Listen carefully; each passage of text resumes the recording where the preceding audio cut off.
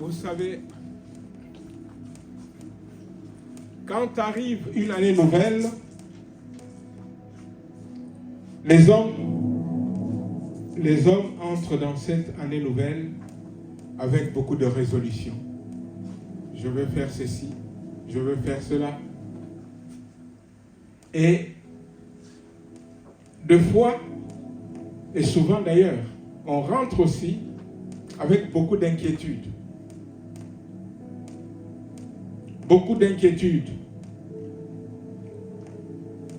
On compte sur soi quand on prend des résolutions. On oublie un peu le Seigneur, on le met de côté. Mais pour nous qui connaissons le Seigneur, pour toi qui connais qui est le Seigneur, tu sais que avant toute chose, tu dois mettre le Seigneur avant toute chose. Quand on ouvre la parole de Dieu, dès le début de la Bible, le premier livre de la Bible, la première phrase de la Bible, vous la connaissez? Au commencement, Dieu créa les cieux et la terre.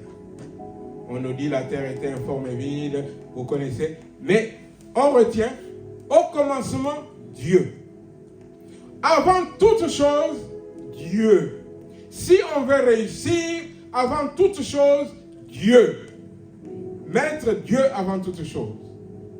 Et quand arrive la nouvelle alliance, matérialisée dans la Bible par le Nouveau Testament,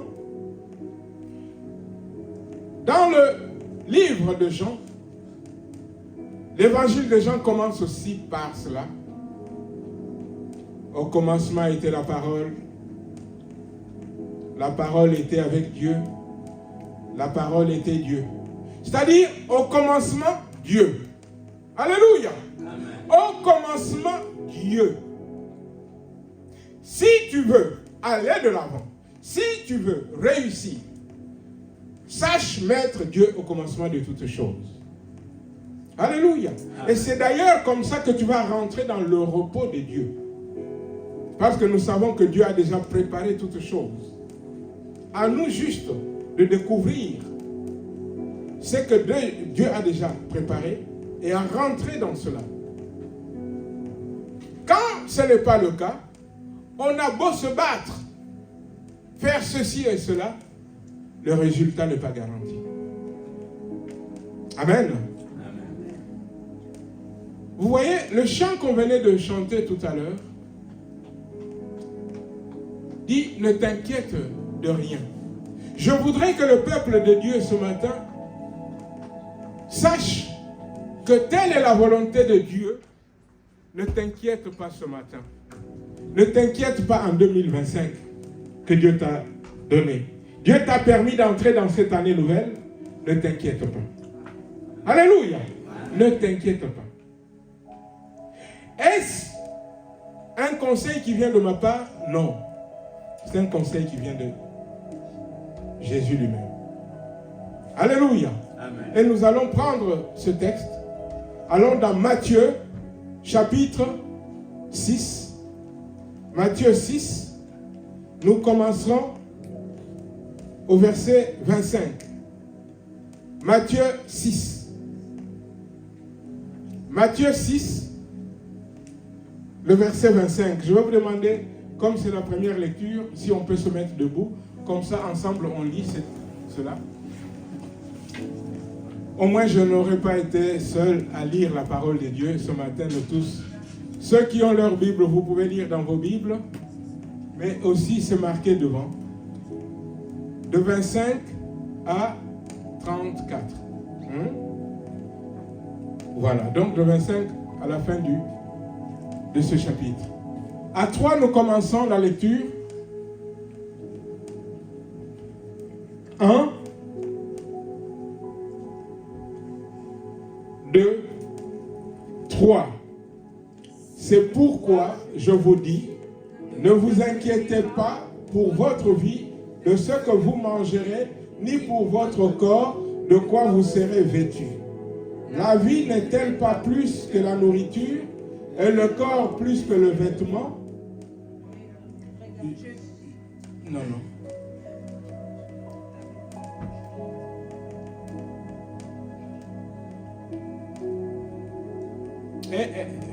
Viens donner un coup de main et viens aider Nathan. Voilà. On reprend, parce qu'on a été coupé dans l'élan, on reprend le 25.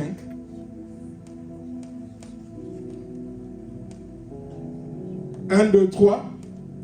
C'est pourquoi je vous dis, ne vous inquiétez pas pour votre vie, de ce que vous mangerez, ni pour votre corps, de quoi vous serez vêtus.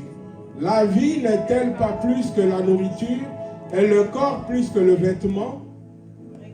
Le 26.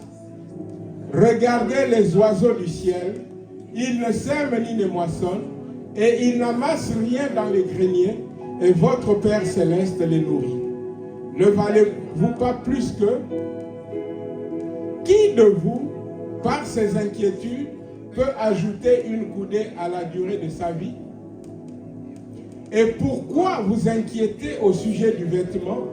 Considérez comment croissent les lits des champs. Ils ne travaillent ni ne filent. Cependant, je vous dis que Salomon, même dans toute sa gloire, n'a pas été vêtu comme l'un d'eux. Si Dieu revêt ainsi l'herbe des champs, qui existe aujourd'hui et qui demain sera jetée au four, ne vous vêtira-t-il pas plus à forte raison, gens de peu de foi? Ne vous inquiétez donc point, et ne dites pas, que mangerons-nous, que boirons-nous, de quoi serons-nous vêtus? Car toutes ces choses, ce sont les païens qui les recherchent. Votre Père céleste sait de quoi vous en avez besoin. Cherchez premièrement le royaume et la justice de Dieu, et toutes ces choses vous seront données par-dessus. Ne vous inquiétez donc pas du lendemain, car le lendemain aura soin de lui-même. À chaque jour suffit sa peine. Amen. Amen. On peut reprendre place. Je veux relire. Il est dit, c'est pourquoi je vous dis, c'est le Seigneur Jésus qui nous parle. Ne vous inquiétez pas pour votre vie, de ce que vous mangerez, ni pour votre corps, de quoi vous serez vêtus. La vie n'est-elle pas plus que la nourriture, et le corps plus que le vêtement? Regardez les oiseaux du ciel. Ils ne sèment ni ne moissonnent, et ils n'amassent rien dans des greniers, et votre Père céleste les nourrit. Ne valez-vous pas beaucoup plus que? Qui de vous, par ses inquiétudes, peut ajouter une coudée à la durée de sa vie? Et pourquoi vous inquiétez au sujet du vêtement? Considérez comment croissent les lits des champs. Ils ne travaillent ni ne filent. Cependant, je vous dis que Salomon même, dans toute sa gloire, n'a pas été vêtu comme l'un d'eux. Si Dieu revêt ainsi l'herbe des champs, qui existe aujourd'hui et qui demain sera jetée au four, ne vous vêtira-t-il pas à plus forte raison, gens de peu de foi? Ne vous inquiétez donc point et ne dites pas, que mangerons-nous, que boirons-nous, de quoi serons-nous vêtus?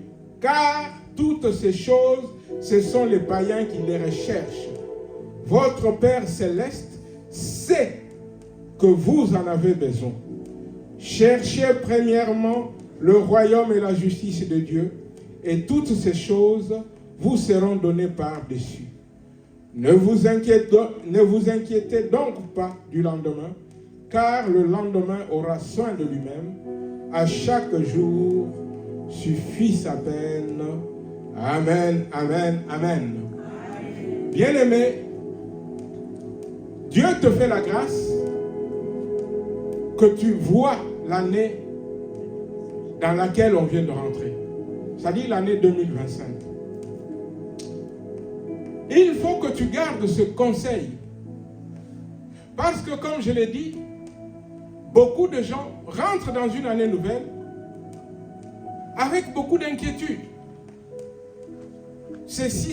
Imaginez-vous, quelqu'un qui est très malade, il risque d'entrer dans l'année nouvelle avec des questions.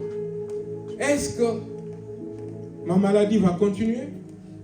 Est-ce que ça sera ma dernière année ou pas? Est-ce que ça soit même dans nos relations avec nos compagnes, avec les époux, les épouses, que ça soit dans les relations avec nos enfants, que ça soit dans les relations avec le travail, que ça soit dans les projets, que ça soit pour certains qui vont se demander est-ce que cette année je vais me marier ou pas? Vous voyez, on peut se poser beaucoup de questions. Se poser des questions, ce n'est pas mauvais, mais ne soyez pas dans l'inquiétude parce que vous savez que vous confiez votre vie entre les mains du Seigneur. Alléluia. Amen. Si vous confiez votre vie entre les mains du Seigneur, soyez tranquille. Comme on l'a vu, il est celui qu'on doit mettre au commencement de toutes choses. Au commencement, Seigneur, c'est toi que je mets. Et tout le reste, Seigneur, je te cherche premièrement toi. Tout le reste, tu me le donnes. Alléluia. Amen. Si j'ai le bijoutier, j'ai tous les bijoux. Mais si je cherche seulement les bijoux, je n'aurai pas le bijoutier. Donc je n'aurai que quelques bijoux. Je n'aurai pas toute la bijouterie. Vous voyez, je vous ai déjà raconté cette histoire. C'est cette jeune femme qui est devant la devanture du magasin de bijoux. Elle est en train de regarder. Le bijoutier est à l'intérieur. La jeune femme reste un certain temps et regarde. Et puis le bijoutier sort. Madame, vous pouvez entrer? Oui, elle rentre.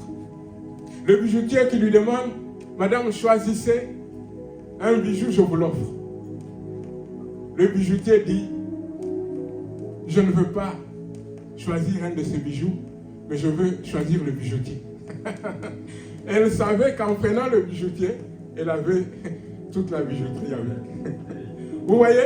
Prenons Jésus.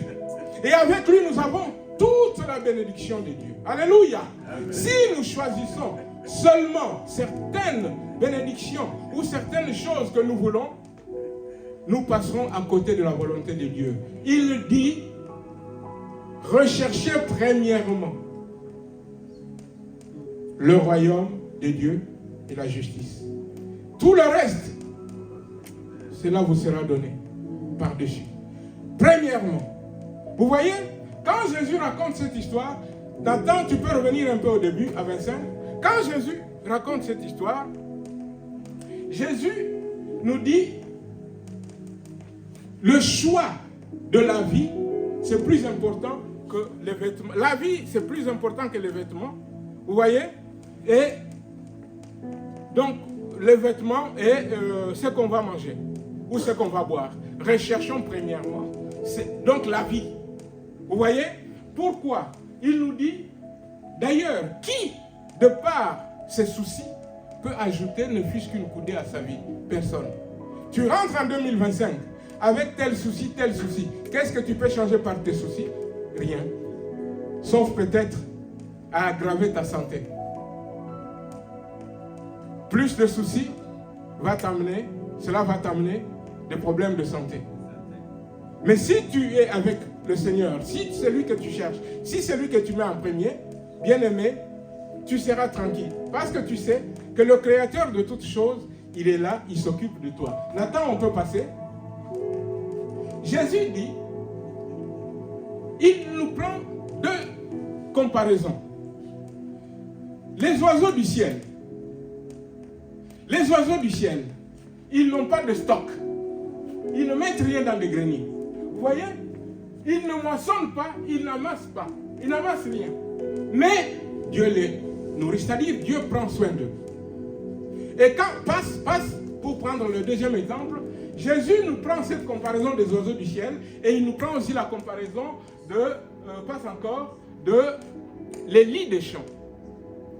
Vous allez dans un champ, vous regardez, vous pouvez admirer la beauté des fleurs, la beauté des lits, la beauté de ceci ou de cela. C'est Dieu qui prend soin. Jésus nous dit, il ne travaille pas, ils ne filent pas. Vous voyez, ils ne filent pas, ils ne travaillent pas. Mais Dieu prend soin d'eux. À combien plus forte raison, toi qui es l'être aimé de Dieu, Dieu prendra-t-il soin de toi? Dieu veut prendre soin de toi. Mais pour cela, bien-aimé, c'est à toi de te confier à lui. Entre ses mains. Ne sois pas dans l'inquiétude des choses du monde. Recherche Dieu. Recherche Dieu. Tu es entré en 2025. Recherche Dieu. La bénédiction, c'est lui qui bénit. Recherche Dieu. Ne recherche pas ceci ou cela. Ne sois pas inquiet pour ceci et cela. Recherche Dieu. Si tu as Dieu, tu as tout. Alléluia. Amen. Si tu as Dieu, tu as tout. La Bible nous montre que nous devons marcher par la foi. Marcher par la foi. Ne marchons pas comme les gens de ce monde qui vont chercher ceci ou cela. Toi, mon frère, toi, ma soeur, toi qui m'écoutes, recherche premièrement Dieu. Recherche premièrement Dieu. Toutes les bénédictions, c'est Dieu qui va te les accorder. Et si tu connais Dieu, tu sais qu'il fait concourir toutes choses pour ton bien. Alléluia. Si tu connais Dieu, il sait, et tu sais qu'il est à la base de tout. Il est celui qui dit un mot et la chose arrive. La Bible dit, il est celui qui ordonne et la chose existe. Ne recherche pas ces choses avec inquiétude. Je ne veux pas dire par là, ne travaille pas, dors. Non. Travaille. Fais tout ce que ta main trouve à faire. Cherche tout ce que tu peux chercher, mais premièrement, le Seigneur. Alléluia. Amen. Premièrement, le Seigneur. Bien-aimé, Dieu, si tu le cherches, tu sais qu'il nous a donné, à toi et à moi, il nous a donné un pouvoir, qui est ce pouvoir de lier et de délier les choses. C'est-à-dire, ce que nous allons proclamer, si tu cherches Dieu, tu sais qu'en toi, il y a un pouvoir. Et la Bible le dit encore, vous voyez, parce que nous devons toujours appuyer ce que nous disons par la parole de Dieu, je vais demander qu'on mette Matthieu 18. Matthieu, on va au chapitre 18. Tu prends à partir du verset 18. Matthieu 18, tu prends à partir du verset 18. Je lis la parole de Dieu. Je vous le dis en vérité, tout ce que vous lierez sur la terre sera lié dans le ciel, et tout ce que vous délierez sur la terre sera délié dans le ciel. On descend. Je vous dis encore que si deux d'entre vous s'accordent sur la terre pour demander une chose quelconque, elle leur sera accordée par mon Père qui est dans les cieux. Et le 20, car là où deux ou trois sont assemblés en mon nom, je suis au milieu d'eux. Alléluia. Amen. Le Seigneur dit, je suis au milieu de ceux qui sont assemblés en mon nom. Et s'ils s'accordent pour me demander quelque chose, je le leur accorderai. Alléluia. Donc c'est un pouvoir que tu as. Et ce pouvoir-là, nous allons l'exercer ce matin. Parce que ce matin, nous sommes entrés en 2025. Nous allons lier et délier des choses. On va prier encore les uns pour les autres et on va particulièrement prier pour l'Église. Alléluia. Nous sommes, comme je l'avais dit, au début de l'année et c'est encore le temps de bénédiction. On va se bénir. Je veux que tu comprennes que Dieu t'aime, Dieu veut te bénir. Et toi aussi, sache que dans ta bouche, il y a un pouvoir. Dans ta bouche, il y a un pouvoir. C'est Dieu qui a mis ce pouvoir-là en toi. Tu peux prier pour lier et pour délier. Et quand tu pries, prie avec foi. Parce que tu sais que Dieu t'utilise pour bénir. Parce que la bénédiction, c'est toi qui prends la parole de Dieu, tu la mets sur les enfants de Dieu. Alléluia. Donc Dieu te donne ce pouvoir-là de lier et de délier. Et ce pouvoir-là, on va l'exercer ce matin. Mais j'aimerais qu'on aille d'abord aussi dans Ésaïe au chapitre 55, le verset 10 et 11. Ésaïe 55, le verset 10 et 11. Si quelqu'un a trouvé, Ésaïe 50, j'ai dit 55. Hein? Ésaïe 55. Ésaïe 55, je lis le 10 et le 11. Comme la pluie et la neige descendent des cieux et n'y retournent pas sans avoir arrosé, fécondé la terre et fait germer les plantes, sans avoir donné de la semence au semeur et du pain à celui qui mange, ainsi en est-il de ma parole qui sort de ma bouche. Elle ne retourne point à moi sans effet, sans avoir exécuté ma volonté et accompli mes desseins. Je ne sais pas si je suis allé plus vite que vous. Hein? Je suis allé peut-être plus vite. On reprend comme je lisais directement ici. On reprend pour que je lise ici. Il est dit, comme la pluie, c'est la parole de Dieu. Dieu te dit ceci. Comme la pluie et la neige descendent des cieux et n'y retournent pas sans avoir arrosé. Quand Dieu envoie une bénédiction, la pluie, c'est une bénédiction. Quand Dieu envoie la pluie pour bénir, la Bible dit, il l'envoie pour que la terre soit arrosée. Alléluia. Amen. Dieu envoie pour que la terre soit fécondée. Dieu envoie pour que les plantes soient germées. Vous voyez? Et pour que l'homme ait de quoi manger. Quand Dieu envoie la pluie, il envoie pour toutes ces raisons. Vous voyez? Donc, quand la parole de Dieu est sortie, elle doit accomplir ce pourquoi Dieu l'a sortie. Ce matin, sache que quand tu vas sortir ta parole, vous voyez, je suis en train de nous préparer à nous bénir tout à l'heure. C'est toi qui vas bénir l'église tout à l'heure. Le pasteur est là, il passera, il bénira aussi. Mais toi, tu dois bénir ce matin. Sache que la parole que tu vas sortir, c'est la parole qui vient de Dieu. Parce que quand tu bénis conformément à la parole de Dieu. Quand tu bénis, vous tous ici, vous connaissez une portion de la parole de Dieu. Donc, bénir, c'est prendre cette parole-là avec foi, la proclamer. C'est la parole de Dieu qu'il y a dans ta bouche. La parole de Dieu, elle est puissante. Elle est créatrice. Quand Dieu dit, la chose arrive. C'est la parole que tu empruntes. C'est la parole de Dieu que tu prends, tu mets dans ta bouche. Et quand je prends la parole de Dieu, je la déclare sur Maman Fifi, je sais que cette parole, ce n'est pas ma parole. C'est la parole de Dieu. Je la déclare sur Maman Fifi, je sais qu'elle aura son effet. Elle ne va pas retourner à Dieu sans avoir accompli ce pourquoi Dieu l'a sorti. Quand Dieu te bénit, bien-aimé, tu es béni. Alléluia. Amen. Donc, je veux qu'il y ait la foi dans vos cœurs ce matin. Parce que vous allez vous mettre debout pour bénir.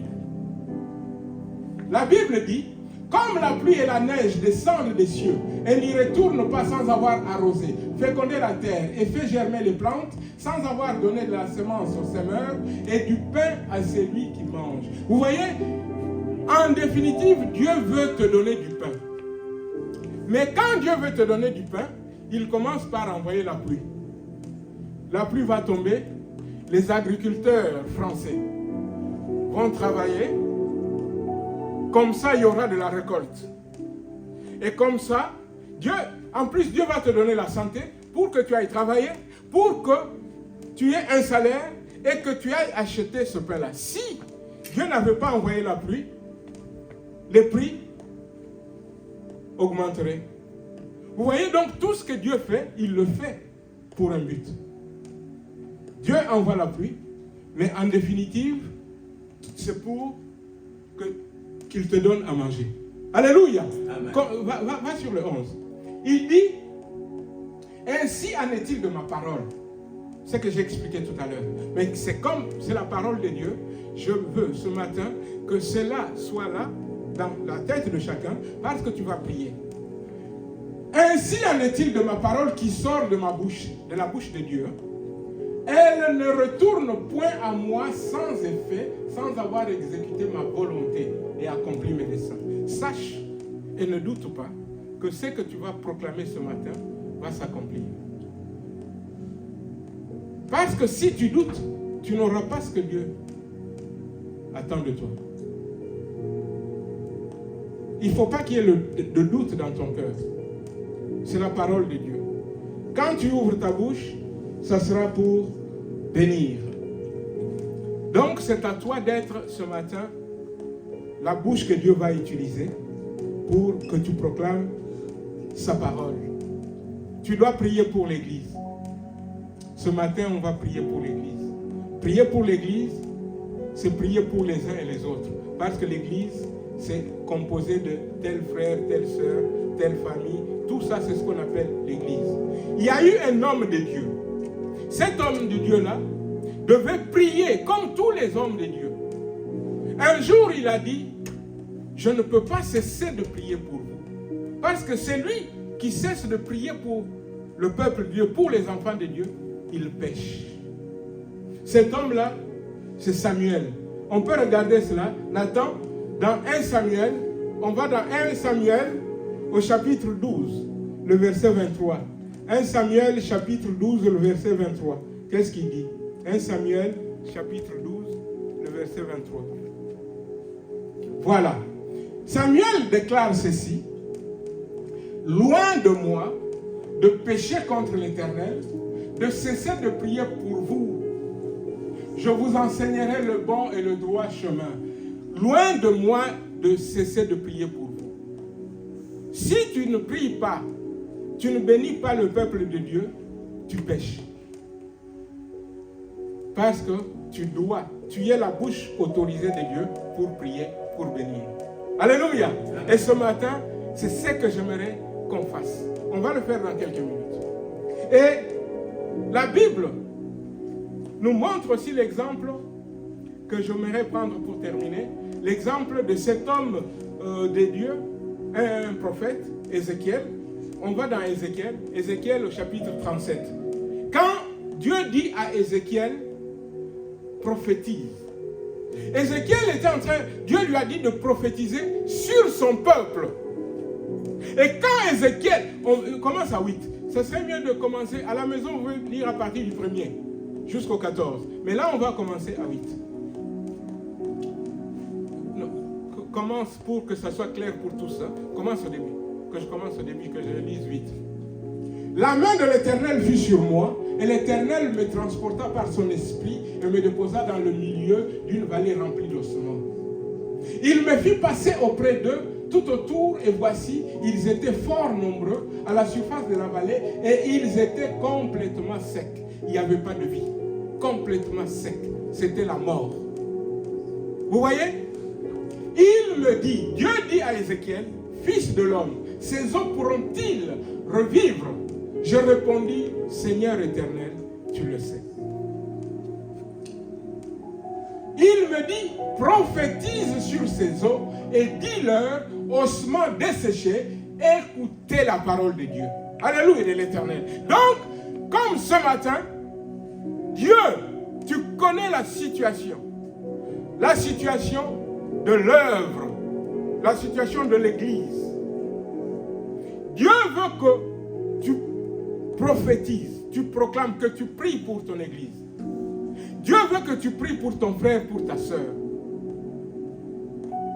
Pour qu'il y ait la vie dans tout ce qui est mort. Ainsi parle le Seigneur l'Éternel à ses eaux. Voici, je vais faire entrer en vous un esprit et vous vivrez. Dieu veut que tu proclames sa vie. Sa vie dans l'Église. Que l'Église soit une Église vivante. Que l'Église soit une Église conquérante. Que l'Église soit une Église qui prie. L'Église soit une Église qui évangélise. Que l'Église soit une Église pleine d'amour. Que l'Église soit une Église amoureuse de son Sauveur. Que l'Église aime Jésus. Alléluia. Amen. Il dit, je vous donnerai des nerfs Je ferai croître sur vous de la chair, je vous couvrirai de peau, je mettrai en vous un esprit, et vous vivrez, et vous saurez que je suis l'Éternel. Je prophétisais. Vous voyez, Ézéchiel obéit, il prophétise. Il dit, je prophétisais selon l'ordre que j'avais reçu, et comme je prophétisais, il y eut un bruit, et voici, il se fit un mouvement, et les eaux s'approchèrent les uns des autres. Il a prophétisé. Voilà que quelque chose se passe. La vie arrive. Il dit, je regardais et voici, il leur vint des nerfs, la chair crue et la peau les couvrit par-dessus. Mais il n'y avait point en eux d'esprit. On continue. Dieu dit encore, il me dit, prophétise et parle à l'esprit. Prophétise, fils de l'homme, et dis à l'esprit, ainsi parle le Seigneur, l'Éternel. Esprit, viens des quatre vents, souffle sur ces morts et qu'ils revivent. Tu dois proclamer cela. Esprit, souffle sur l'Église, que l'Église vive. Alléluia. Amen. Esprit, souffle sur la vie de Papa Nouillet. Seigneur, bénis-le dans sa santé. Que Papa Nouillet vive. Que tout ce qui est mort en nous vive. Tu pries pour ton pasteur en disant, Seigneur, mon pasteur, Seigneur, redonne-lui tout ce dont il a besoin. Vous voyez, on va prier les uns les autres. Donc, on est des bouches de Dieu. Dieu va nous utiliser pour bénir les autres. On continue. Je prophétisais selon l'ordre qu'il m'avait donné. Et l'esprit entra en eux et ils reprirent vie. Et ils s'éteignirent sur leurs pieds. C'était une armée nombreuse, très nombreuse. Quand il est arrivé, tu vas continuer, jusqu'à 14, quand il arrive, c'était un champ de ruines, des ossements desséchés, sans vie. Il obéit à la parole de Dieu, il prophétise, ça bouge. Les os se mettent ensemble. Il y a la chair qui vient. Vous voyez, il y a les nerfs. Il manque le souffle. Et Dieu lui dit encore, prophétise encore. Il prophétise. Le souffle rentre en eux. Et la Bible dit, ils se mettent sur leurs pieds. C'était une armée nombreuse. Quand il y a la vie, on verra que c'est une armée nombreuse. Alléluia. Quand le Seigneur va revivifier, on aura une armée nombreuse qui va se lever pour la gloire du Seigneur. Il y a ce chant qui dit, Dieu a une armée qui se lève pour le servir. Dieu a une armée. Quand il y a la vie, c'est toute une armée très nombreuse, comme il a été dit. Ce n'est pas fini, on continue. Il me dit, fils de l'homme, ces eaux, c'est toute la maison d'Israël. Toute la maison d'Israël, ça veut dire, c'est tout mon peuple. Alléluia. Voici, ils disent, nos eaux sont desséchées, notre espérance est détruite, nous sommes perdus. Je vous ai dit tout à l'heure que beaucoup entrent en 2025 avec des déclarations négatives. Moi, ça ne va pas. Moi, je n'ai rien. Moi, ceci, cela. Moi, je suis tout seul. Moi, je suis... Bien-aimé, Dieu veut te donner. Dieu veut te bénir. Alléluia. Amen. Que tu sois dans la reconnaissance.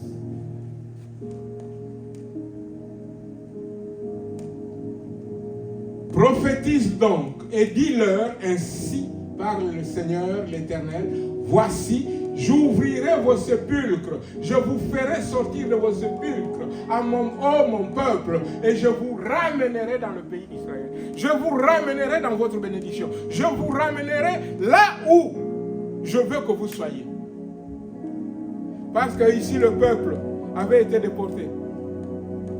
Et Dieu a ramené. Quand tu bénis ton frère, ta soeur ce matin, quand tu vas bénir l'église ce matin, proclame la bénédiction de Dieu. Proclame que Dieu est avec lui. Proclame que Dieu va le bénir. Proclame que Dieu va le relever. C'est lui qui est seul et qui aspire à se marier. Que Dieu lui donne, oui, une femme, un mari que Dieu a prévu. Ce matin, un homme, une femme qui cherche du travail, quand tu le bénis, déclare sur lui que le Seigneur va lui apporter le travail dont il a besoin. Déclare sur sa santé que le Seigneur va lui donner la santé dont il a besoin. Déclare sur ton frère. Prophétise. Prophétise. On continue. Prophétise donc. C'est ce qu'on vient de lire. On passe. Et vous saurez que je suis l'Éternel lorsque j'ouvrirai vos sépulcres et que je vous ferai sortir de vos sépulcres, ô mon peuple. Église, tu sauras que Dieu est avec toi, que tu es l'église de Jésus-Christ, lorsque tu verras la main de Jésus agir, réveiller, bénir. Alléluia. Parce que si tu ne crois pas à toutes ces choses,